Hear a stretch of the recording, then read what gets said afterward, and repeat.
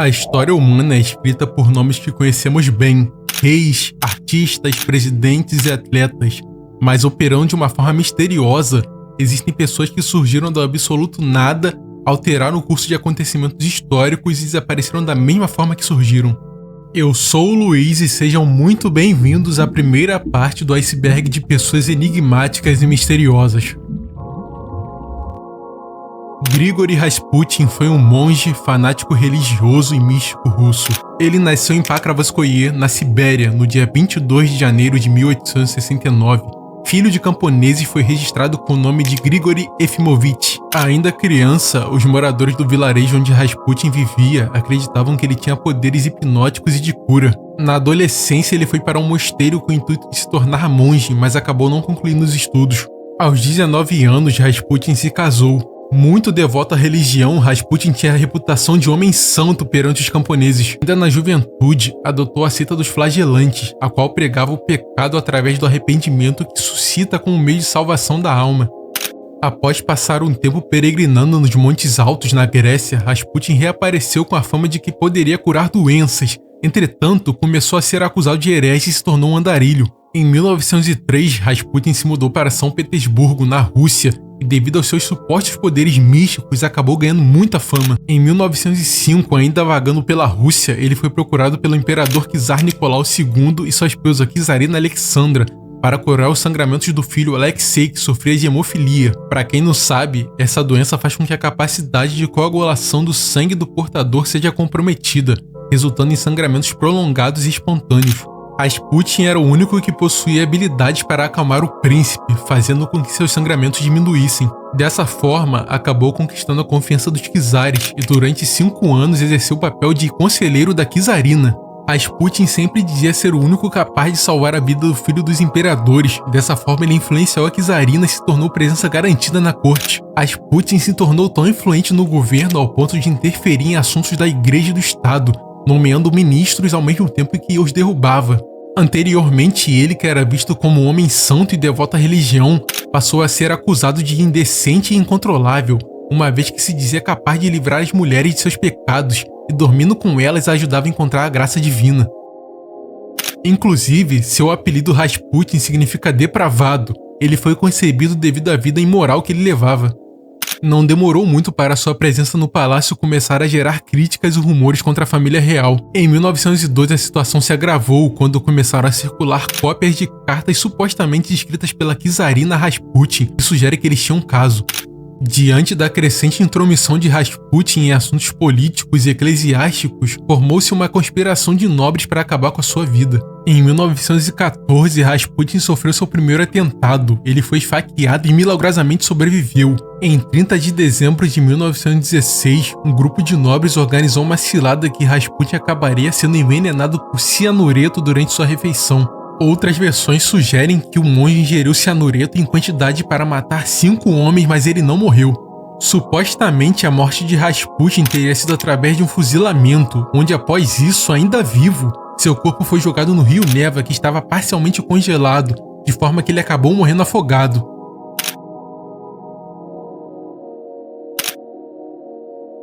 Na fatídica madrugada de 17 de julho de 1918, levados a gritos para o porão do Palácio Real, a família imperial russa foi brutalmente assassinada, a mando do comandante Yakov Yurovsky.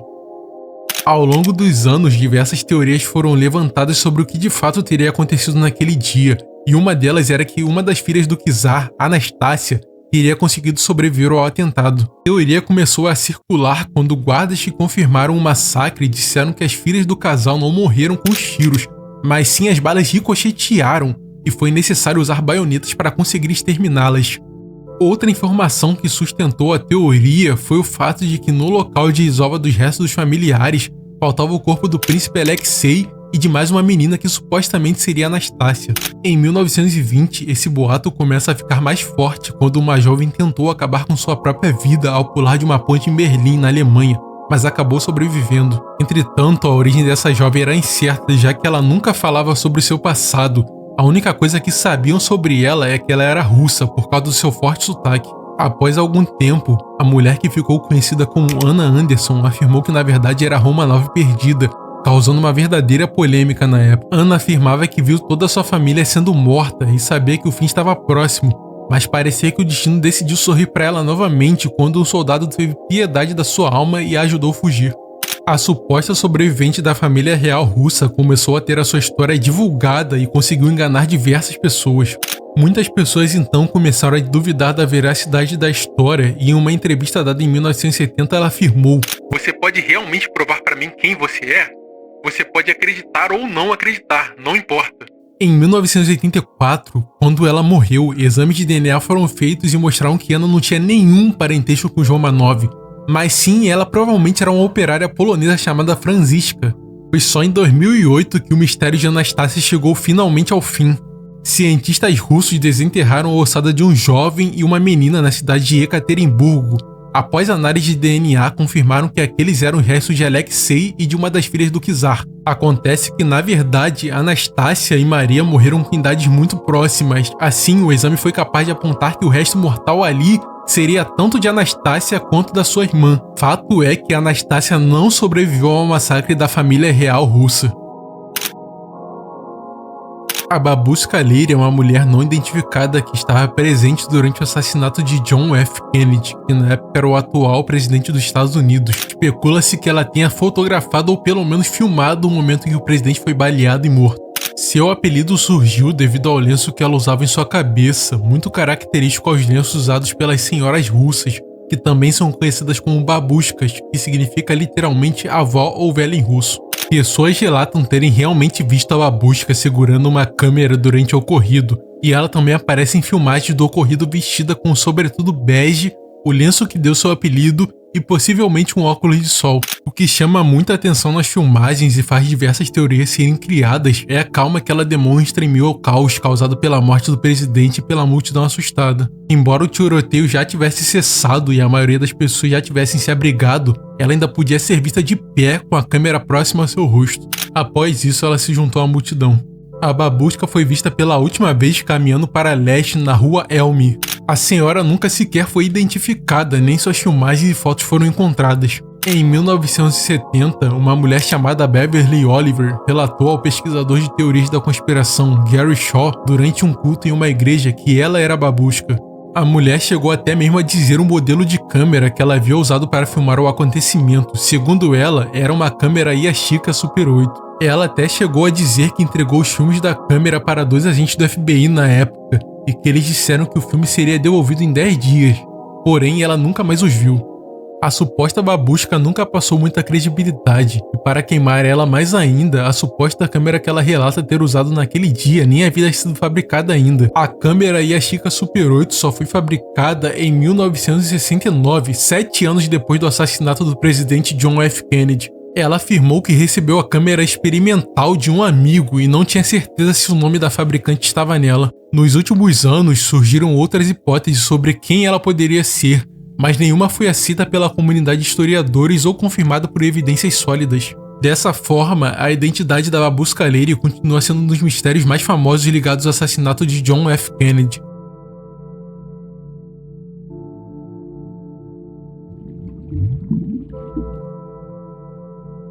Por volta de 1888, nos arredores de Londres, mais especificamente na periferia de Whitechapel, um número chamativo de assassinatos de mulheres começou a aumentar.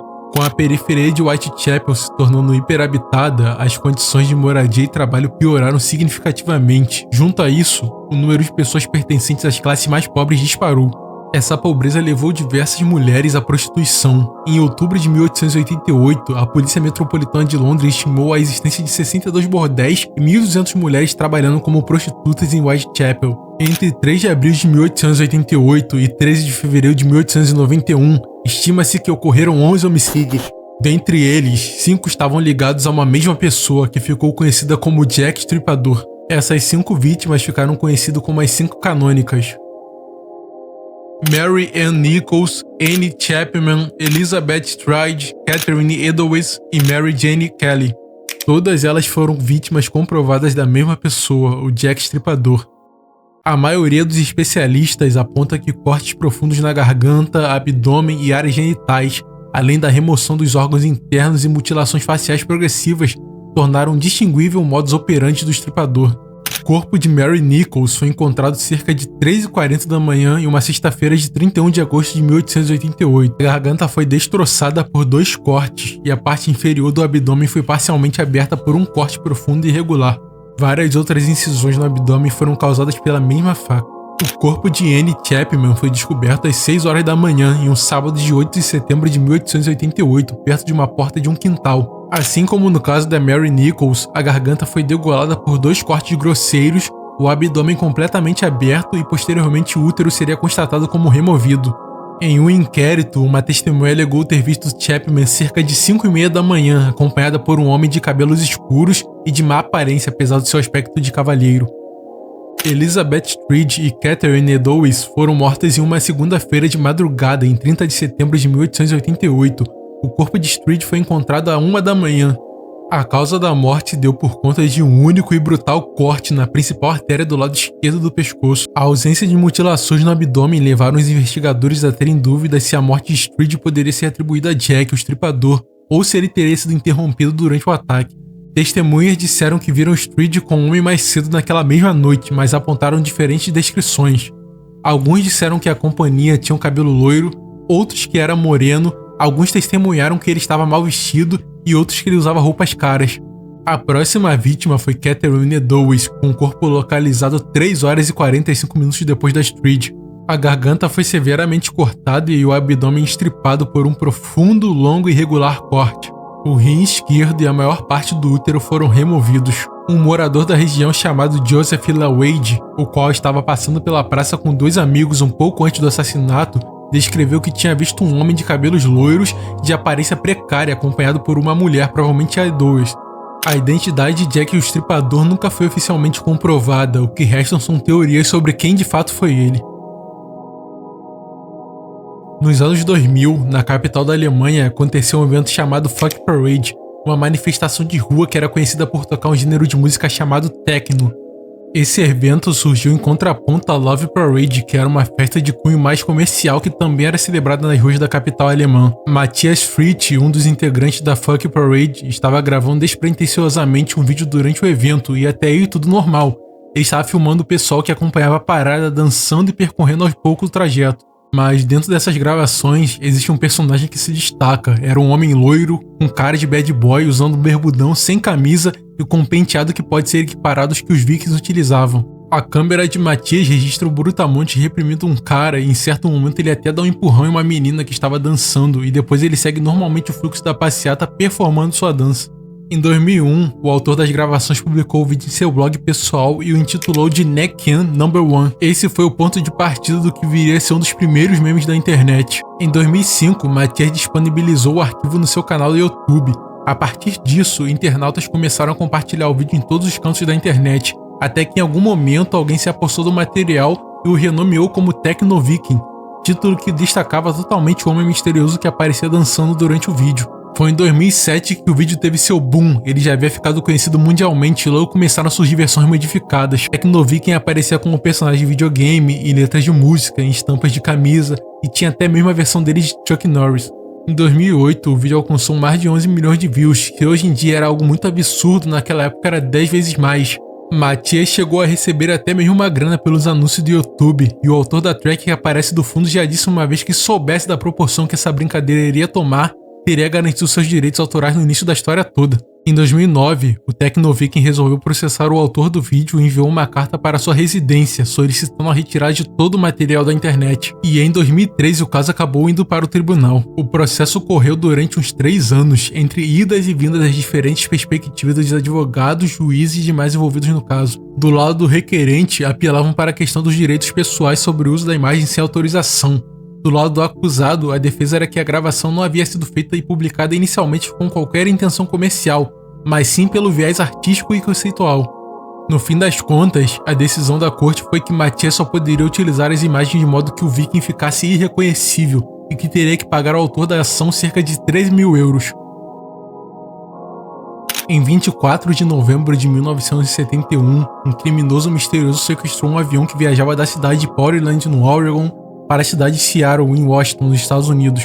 Ele parecia ter cerca de 40 anos e por volta de 1,83 metros de altura.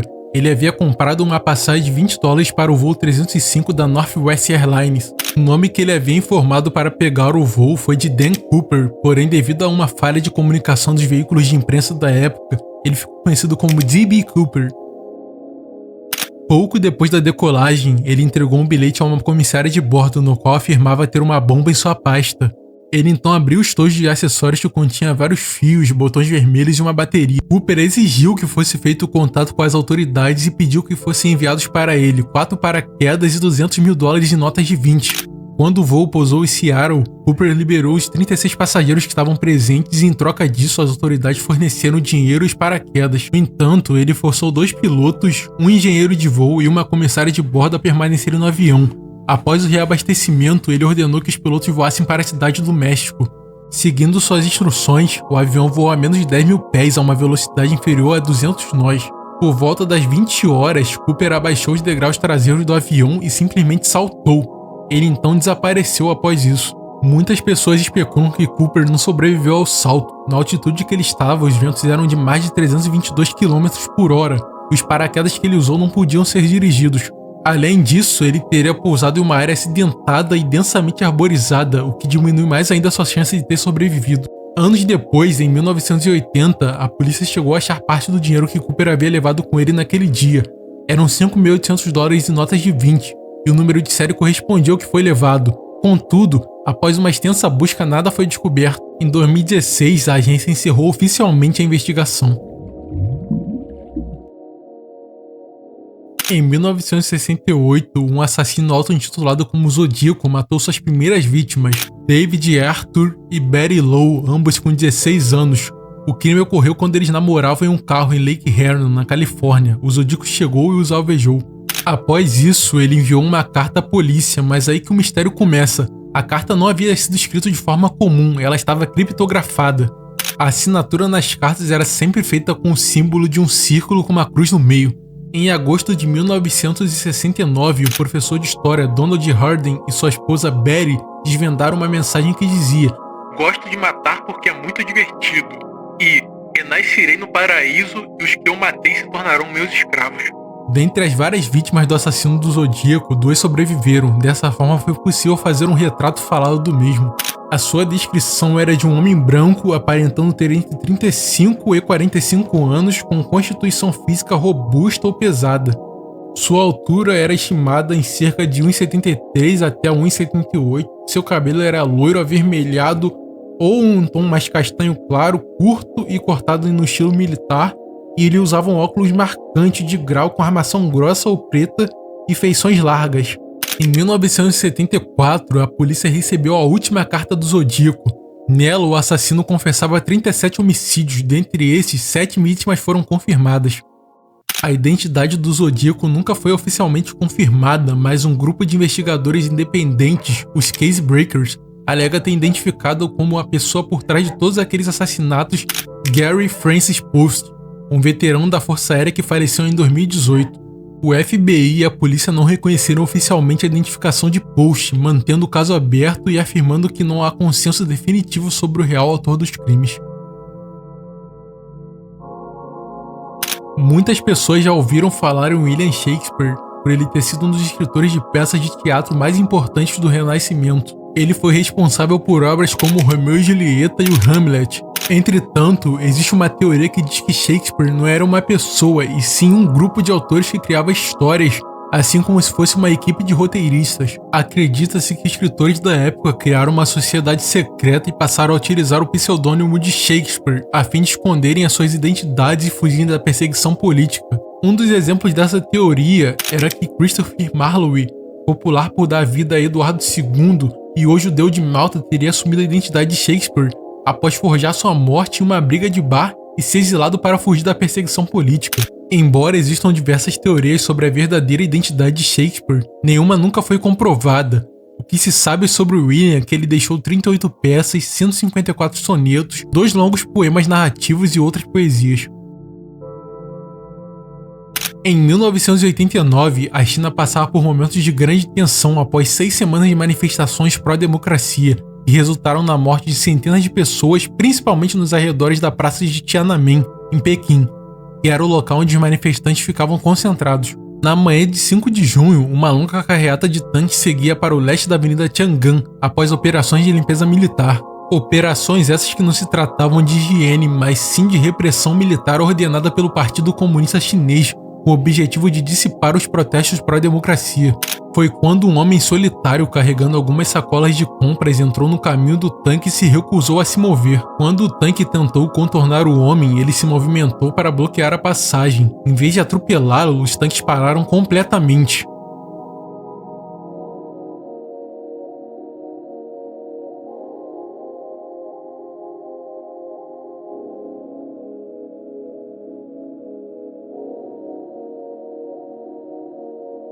O homem então subiu no tanque e, ao que parece, ele conversou com o militar antes de retornar à estrada. O momento foi capturado por fotógrafos internacionais e equipes de televisão que assistiam das varandas dos hotéis que tinham visão para a avenida.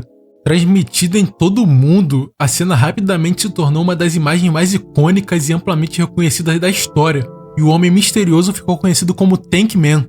Pouco se sabe publicamente sobre a identidade do homem ou do comandante que comandava aquela carreata de tanques. Após o incidente, o jornal londrino Sunday Express identificou-o como Wang Weilin, um estudante de 19 anos que mais tarde foi acusado de vandalismo político e tentativa de subverter membros do Exército de Libertação Popular. Várias outras fontes e a análise de Timothy Brook também identificaram Tank Man como Wang Weilin, filho de um operário de fábrica. Existem diversos relatos do que pode de fato ter acontecido com Tank Man.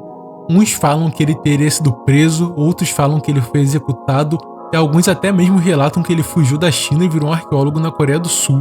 Mas a realidade é que a identidade do Tank Man nunca foi confirmada por autoridades chinesas e permanece sendo um grande mistério até os dias de hoje.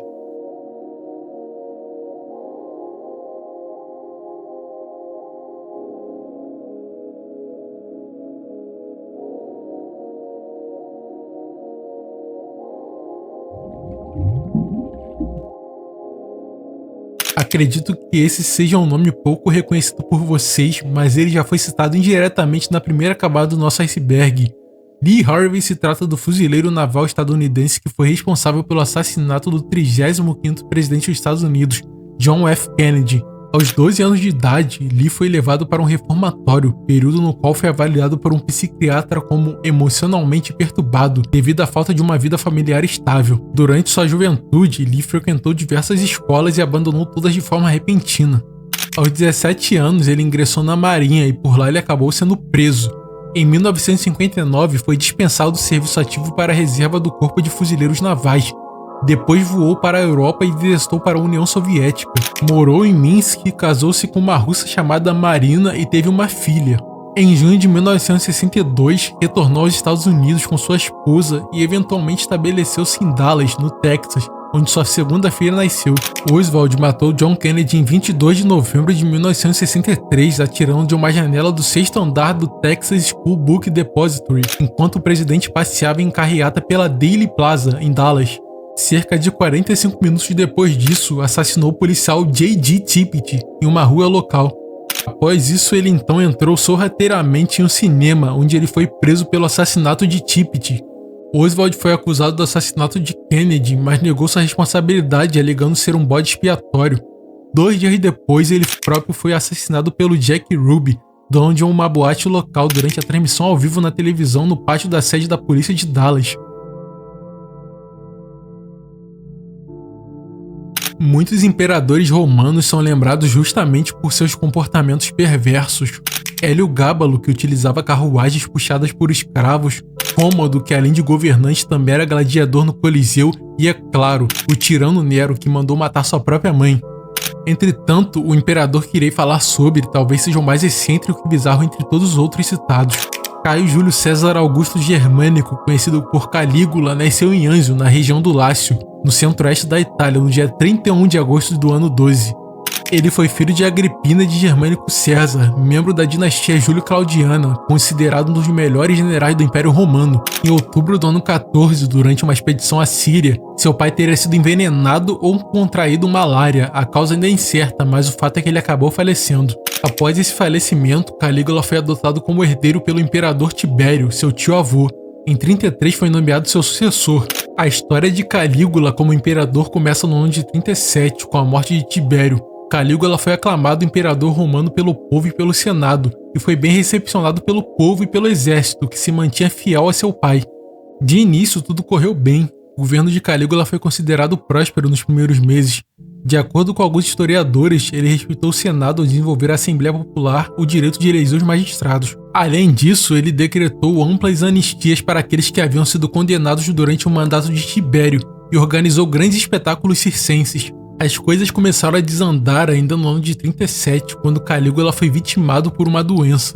A partir de então, ele começou a mostrar sinais de desequilíbrio mental e seu caráter autoritário começou a vir à tona, assim como as suas extravagâncias. Não existem textos antigos que fornecem detalhes mais precisos sobre a doença misteriosa de Calígula. Os cofres romanos começaram a se esvaziar aos poucos, ao cobrir despesas das luxuosas festas que Calígula dava e também para o pagamento das tropas. A solução do Calígula para o problema foi aumentar os impostos de uma maneira extremamente exagerada e ordenou a execução por diferentes motivos dos romanos mais ricos, com o intuito de ficar com seus bens. Além de ser obcecado pelo dinheiro, Calígula também tinha o mesmo sentimento pelo poder e pela religião do Egito. Com isso, ele ordenou que colocassem estátuas suas. A necessidade da família real espanhola de criar uma pureza em sua dinastia trouxe graves consequências para os sucessores do trono.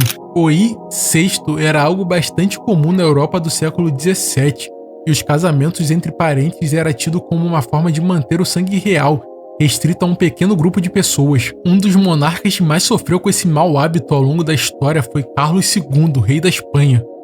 Ele era portador da mandíbula de Habsburgo, que era um notório sintoma de um fruto de uma relação incestuosa.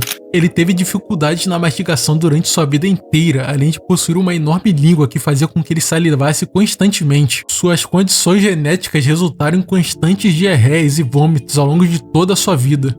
A face distorcida fazia com que ele tivesse severos problemas para falar, o que em sua condição como rei foi extremamente problemático, já que ninguém entendia o que era discutido. Apesar dos seus graves problemas, ele se casou 2 vezes, uma com 18 anos e a segunda vez com 29. Porém, esses casamentos de nada serviram para a dinastia dos Habsburgo, porque ele era infértil e, segundo uma das suas esposas, broxa. Sua família era uma verdadeira bagunça em relação à consanguinidade. Carlos era primo de primeiro grau da sua própria mãe, além de ser sobrinho neto de seu pai, logo sua avó também era sua tia, e toda sua árvore genealógica vinha de um único casal, Felipe e Joana de Castela. Os Habsburgos justificavam a prática pela idade de intercasamentos reais, afirmando que as uniões fortaleciam linhas de sucessão e facilitavam alianças políticas futuras. E por mais que eles buscassem uma suposta pureza sanguínea casando entre si, foram essas uniões que fizeram a monarquia ruir. Passando aqui para agradecer a todos que chegaram até o final do vídeo e para dar um recado muito importante. Agora estamos presentes também em formato de podcast no Spotify e o link está aqui na descrição junto a todas as minhas outras redes sociais.